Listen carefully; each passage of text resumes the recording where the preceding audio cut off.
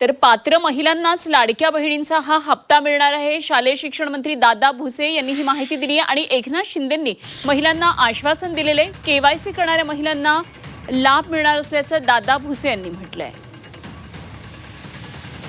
तर अमरावतीमध्ये मोठं आक्रमक झालेले तर लाडक्या बहिणी केवायसी करून सुद्धा लाडक्या बहिणी योजनेचा हप्ता मिळत नाहीये, त्यामुळे संतप्त झालेल्या महिला आपण पाहिल्या होत्या। मात्र पात्र महिलांनाच लाडक्या बहिणी योजनेचा लाभ मिळणार आहे। शालेय शिक्षण मंत्री दादा भुसे यांनी ही माहिती दिली आहे।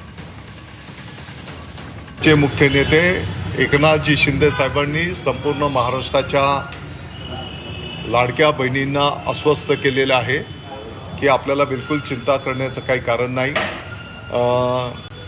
परंतु आपण जर बघितलं असेल तर पाठीमागच्या काळामध्ये त्याचे पूर्वी जे निकष केलेले होते त्या निकषांच्या बाहेर जाऊन, उदाहरणार्थ इन्कम टॅक्स पेअर नको,